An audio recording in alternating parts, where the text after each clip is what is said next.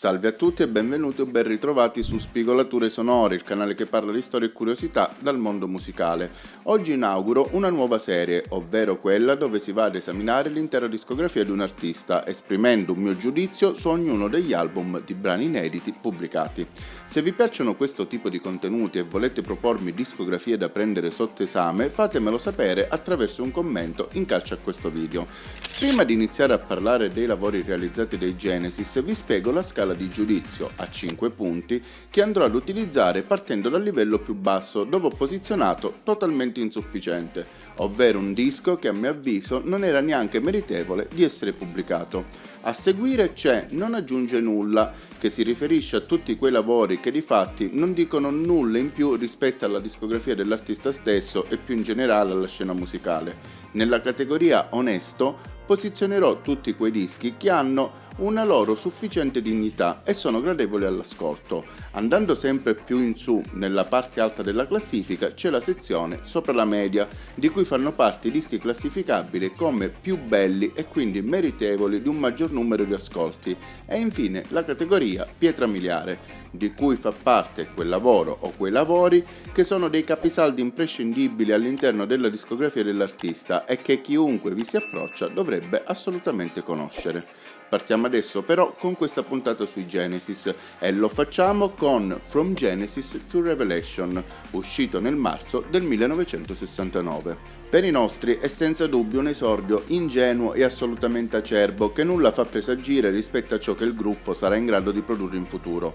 Il disco ha la pretesa di raccontare l'arco di tempo biblico che va dalla Genesi alla Rivelazione, ma non riesce a centrare il risultato. Dal disco c'è poco, per non dire nulla, da prendere. Tra i brani salvabili troviamo Silent Sun, che è stato il primo singolo del gruppo, In the Beginning e forse The Conqueror. La prova è senza ombra di dubbio figlia del suo tempo e non riesce ad offrire molto a chi ascolta. Gli stessi Genesis già dagli anni 70 non proporranno dal vivo nessuna canzone tratta da quest'album, difatti disconoscendolo. Piccola curiosità, l'etichetta discografica Decca, che all'epoca ha pubblicato il disco, e il produttore Jonathan King hanno deciso di realizzare una copertina tutta nera recante su solo il titolo dell'opera, che include il nome del gruppo al suo interno. Questo per evitare cause legali da parte di un omonimo complesso californiano.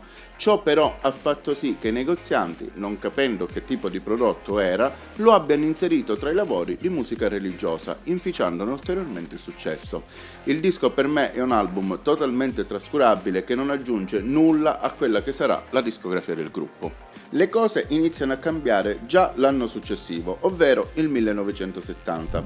A seguito della pubblicazione del primo lavoro dei King Crimson, che ha profondamente cambiato la scena musicale, i Genesis virano sul filone progressivo, anche se lo fanno a modo loro, proponendo canzoni fortemente evocative e dal sapore barocco, grazie all'utilizzo della chitarra acustica a 12 corde. L'album che viene mandato alle stampe è Trespass e segna il vero debutto discografico del gruppo, così per come è passato alla storia. Anche se questo è un capitolo che alle volte viene trascurato, a mio avviso è un disco assolutamente onesto che racchiude al suo interno dei buoni brani, come ad esempio l'iniziale Looking for Someone oppure White Mountain, brano il cui testo è ispirato al romanzo Zanna Bianca e di cui Ornella Vanoni, a seguito del successo ottenuto in Italia dalla band, nel 1972 ha inciso un rifacimento dal titolo Un gioco senza età, di cui Claudio Rocchi ha scritto il testo. Oltre a queste canzoni troviamo la ballad Dusk, dall'atmosfera quasi medievale, e The Knife, primo cavallo di battaglia dal vivo dei Genesis, che avranno modo di riproporlo, seppur raramente, anche negli anni '80 con la formazione a tre che vede Phil Collins alla voce. A partire da quest'album inizia la collaborazione con Paul Whitehead, che firmerà questa e le due copertine successive.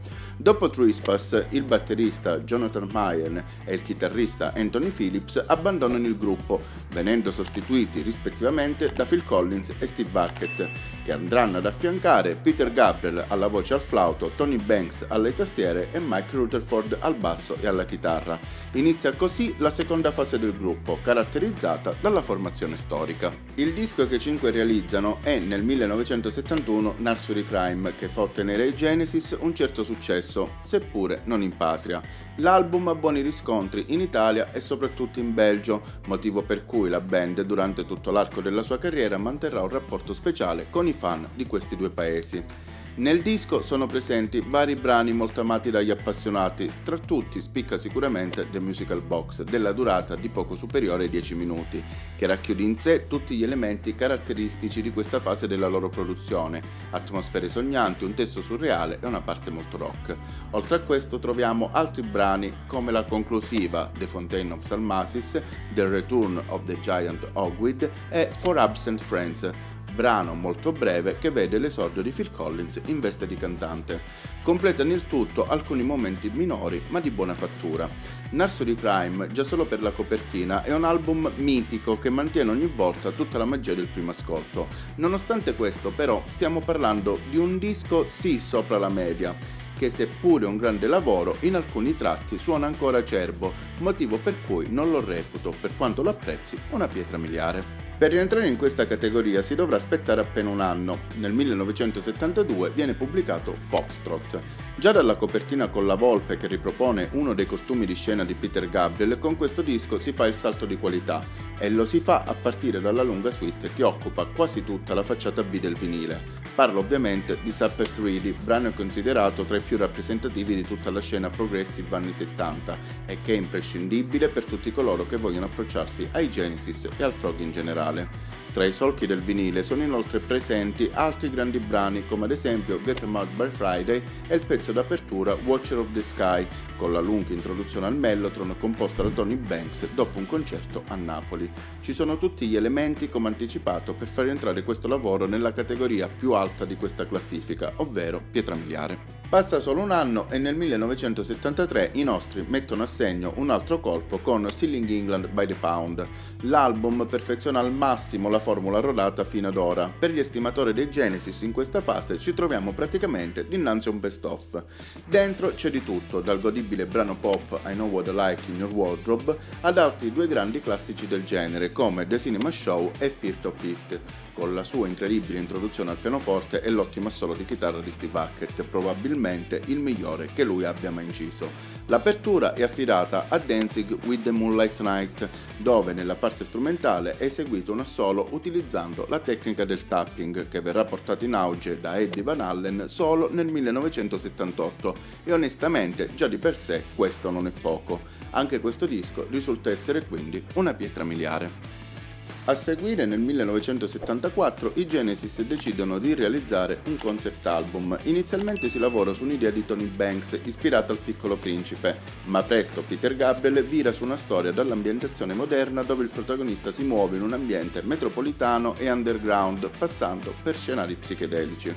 Per la prima volta c'è una divisione tra Peter Gabriel e il resto della band, che lavorano in maniera separata. Steve Hackett arriverà a dire che ogni qualvolta Gabriel arrivava in studio tendeva a cantare su qualunque cosa, dandogli la sensazione di qualcuno che imbrattava la tela appena dipinta dagli altri quattro.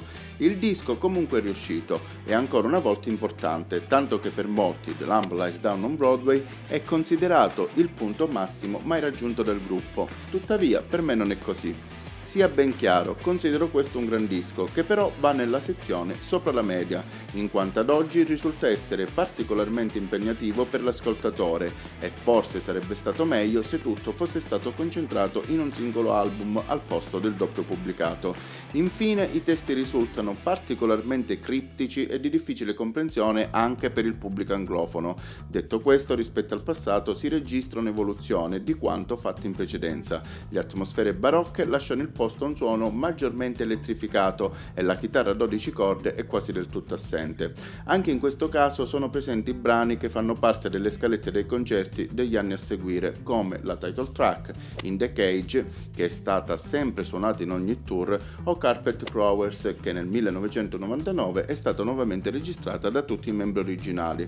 Tra gli altri brani degni di nota spiccano sicuramente The Lamia, Back in New York, di cui ha realizzato una cover Jeff Buckley, ed Anyway. Dopo il tour promozionale, Peter Gabriel lascia la band. I restanti membri decidono di continuare e dopo una ricerca andata a vuoto promuovono Phil Collins nel ruolo di cantante. I fan supportano il gruppo, che dopo un anno di pausa si presenta loro con il disco A Trick of the Tail. Siamo nel 1976. La struttura del lavoro è piuttosto semplice, si parte con un brano movimentato al quale segue una ballad e l'alternarsi va avanti per tutto l'album. Rispetto a The Lamb Lies Down on Broadway viene recuperata la formula precedente con atmosfere maggiormente sognanti e meno claustrofobiche. Gli strumenti acustici ritornano preponderanti.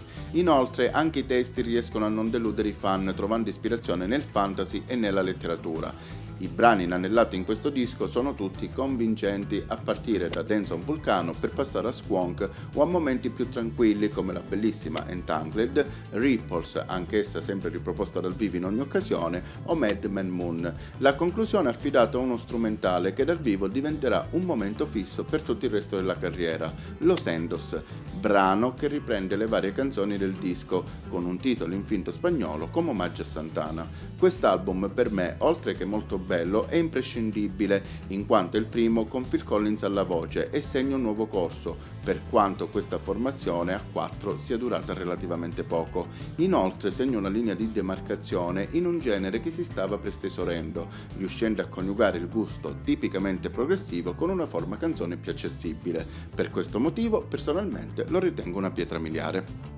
Nel dicembre dello stesso anno viene pubblicato Wind and Wuthering, l'ultimo lavoro con Steve Hackett alla chitarra. L'album è anche l'ultimo a proporre le classiche sonorità dei primi Genesis, seppure le influenze di musica leggera cominciano ad insinuarsi in maniera sempre più preponderante, ma se di pop si parla è un pop di gran classe come quello di Your Own Special Way o di Afterglow. Non mancano neanche momenti più impegnativi, seppur resi qui più accessibili, che si concretizzano nella lunga One for the Vine o In Blood on the Rooftops, dove fa da padrone nella parte iniziale un ottimo lavoro alla chitarra classica. Tuttavia il disco non è al livello del precedente e si sente che comincia a soffrire di una certa stanchezza, nonostante i buoni momenti.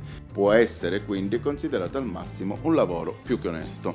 Rimasti in tre dopo un disco dal vivo, Second Out, che presenta per la prima volta una versione live di Supper's Ready, e dopo una pausa leggermente più lunga, nel 1978 esce And Then There Were Three. Il titolo è ispirato al romanzo 10 piccoli indiani di Agatha Christie. Questo lavoro segna l'inizio di una nuova fase che sarà la più duratura nella storia del gruppo. L'esigenza di rinnovarsi per sopravvivere fa sì che i tre decidono di virare bruscamente verso un pop rock di facile presa, ma in questo capitolo lo fanno male, nonostante il riscontro ottenuto. And There Were Three è il disco dei Genesis che per sua stessa missione Phil Collins apprezza di meno, in quanto lo ricollega a un complicato momento personale. Non so se ciò si sia riflettuto nel lavoro, ma sta di fatto che tra questi solchi c'è veramente poco da salvare, e certo l'iniziale Down and Out e la sua atmosfera caustica resa tale dall'ottimo lavoro di batteria personalmente non trovo nulla. Sembra che si voglia fare contenti tutti, i fan nuovi e contestualmente i vecchi. Ballad of the Big o The Lady Lies sono due blues sciatti fini a se stessi con pochi spunti. Many to Many è un pop a cui manca la magia, stesso discorso per la conclusiva Follow You, Follow Me, che nonostante il successo è una canzonetta che lascia il tempo che trova. Oltre alla citata Down and Out, tra la tanta pochezza risalta Snowbound, che però non avrebbe billato in nessuno dei lavori precedenti. Insomma, uno sguardo al futuro con un piede nel passato, che portano a un risultato posticcio che non aggiunge nulla rispetto a quanto fatto. Nel 1980 esce invece Duke, registrato presso i Polar Studio di proprietà degli ABBA a Stoccolma, e la musica cambia. Questa volta rispetto al passato la formula suite viene proposta in maniera più furba e funzionale ai nuovi tempi, dividendo il tutto in più tracce disseminate nel disco per creare un filo rosso comune tra i vari momenti. I pezzi funzionano e funzionano bene, a partire da Behind the Lines e Dukes, che grazie alla sua lunga intro realizzata con la batteria elettronica riesce a modernizzare il suono dei Genesis senza snaturarlo eccessivamente. In apertura del lato B si trova Turn It On Again, brano in 13 ottavi diventato un hit grazie al suo essere particolarmente coinvolgente. Oltre a quanto scritto in maniera corale, ognuno dei tre porta altrettante canzoni per perorare la causa. Tra questi spiccano Misunderstanding, Please Don't Ask, scritti da Phil Collins, e Cul de Sac, scritto da Tony Banks. In generale quindi un album riuscito che regala ai Genesis per la prima volta la vetta della classifica inglese. Arrivati a questo punto, bisogna quindi fare un discorso, ovvero che è letteralmente impossibile mettere a confronto i Genesis dei primi anni 70 con quelli degli anni 80, semplicemente perché sono due cose diverse. Per questo motivo credo si debbano usare due metri di giudizio differenti, che seppure non rendono accostabili album come The Lamb Lies Down on Broadway e Nursery Crime a questo, non si può classificare Duke come un lavoro modesto, quindi per me entra a pieno titolo nella sezione sopra la media. In Duke per la prima volta compaiono canzoni a sola firma di Phil Collins e questo lo convince a intraprendere una carriera solista, che inizia con la pubblicazione di Face Value all'inizio del 1981. Nel settembre dello stesso anno invece i Genesis pubblicano Abacab. Già dal disegno estremamente minimalista della copertina si percepisce che il taglio con il passato è ormai netto. Della band degli anni 70 in questo disco c'è poco, per non dire nulla. Tuttavia l'album presenta alcuni momenti buoni, come ad esempio il brano più lungo dell'8, Dodo Lurker, che colpisce per qualche spunto musicalmente interessante. Inizialmente questa doveva essere una suite che comprendeva anche due strumentali, Submarine e Nemaniau, che tuttavia sono stati tagliati in quanto avevano sonorità legate al passato. Tra gli altri brani spiccano No Reply at All, con la sezione frati proveniente dagli Earth, Wind and Fire, e Me and Sarah Jane, scritta da solo Tony Banks. La title track per l'epoca, grazie alla sua coda strumentale, è stata proposta come brano buono per le discoteche, e detto questo fate voi se il livello della band si era abbassato, se invece era più alto il livello delle discoteche, entrambe le cose, o se veramente erano altri tempi. Nel disco è presente anche un brano a sola firma di Phil Collins che fu estratto come singolo, ma che suona praticamente come un suo pezzo da solista. Il titolo è Man on the Corner. Della tracklist fa parte anche Who Done It, un brano dal testo demenziale e dai suoni sintetizzati dissonanti che può carpire per un momento l'attenzione dell'ascoltatore, ma nulla di più. Il pubblico dell'epoca ha premiato il lavoro, facendo ottenere alla band per la seconda volta di fila la prima posizione nella classifica inglese. Per me rappresenta invece un passo indietro e per questo lo ritengo al massimo un disco onesto. Passano 2 anni prima di mandare alle stampe il seguito di Abacab, e questo viene fatto attraverso un disco omonimo che tra i fan viene identificato con il titolo di Shapes, per le forme presenti in copertina, oppure Mama, dal brano di apertura, che poi è stato anche quello che ha ottenuto maggior successo. Se non ricordo male, il catalogo per la vendita di dischi di corrispondenza Nannucci, lo storico negozio di Bologna, lo identificava proprio così. L'album per me viene messo all'ombra dal successo ottenuto da Phil Collins con la sua carriera solista. Personalmente, anche in questo lavoro, trovo poco da prendere. Sicuramente si salva Mama, seppure suoni per l'utilizzo della drum machine e dei sintetizzatori come una sorta di restyling di In the Air Tonight, nonostante la risata presa in prestito dal brano The Message dal gruppo rap Master Flash and the Furious Five. Troviamo poi The Soul, che ha ottenuto un buon riscontro in termini di vendite negli Stati Uniti. La canzone è un brano pop ben scritto e confezionato, ma la si ferma, suonando come un sottofondo buono per un viaggio in auto o per il centro commerciale.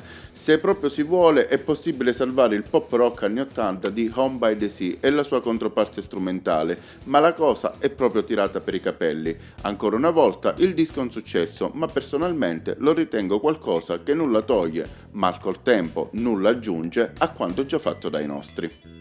Trascorso un lasso di tempo relativamente lungo, si arriva al 1986 e viene pubblicato il disco di maggior successo all'interno del catalogo dei Genesis, Invisible Touch, un album rock per i quarantenni degli anni 80 che in tutta franchezza il rock non lo amavano neanche a 20 anni. La produzione è sempre ben fatta, dopotutto i nostri sono dei professionisti di prim'ordine, ma il tutto suona iperpatinato. Il disco sembra essere pensato a tavolino per il mercato dell'epoca e a distanza di quasi 40 anni, per qualcuno che volesse avvicinarsi alla band o anche alla sola musica del periodo, offre davvero poco. La canzone che dà il titolo al disco, posta in apertura e scelta come primo singolo, oggi al massimo la vedrei bene da far cantare all'interno di un cartone animato. Land of Confusion, nonostante il testo tutt'altro che memorabile, contiene qualche spunto, ma il suo piglio è totalmente massacrato dall'arrangiamento, motivo per cui personalmente, se proprio ho voglia di ascoltarla, vado a sentirmi la versione realizzata dai Disturbed. Con il brano Into the Deep si entra ufficialmente nell'adult contemporanei, ovvero quel genere di musica super radiofonica che ha particolare presa su un certo tipo di pubblico che guarda caso ha superato i 40 anni. Neppure il brano più lungo, Domino, riesce ad emergere, difatti è la canzone peggiore che sfora i 10 minuti mai proposta dalla band. Stesso discorso per lo strumentale posto a chiusura del disco, Brazilian, che praticamente è un riempitivo totalmente inutile all'economia del disco. Si salva invece Tonight Tonight Tonight, che riesce a ricreare una buona atmosfera, seppure con qualcosa qua e là preso in prestito dai Kraftwerk di Computer World, e si muove attraverso una linea melodica interessante nella strofa e con un ritornello che entra in testa senza svendersi eccessivamente.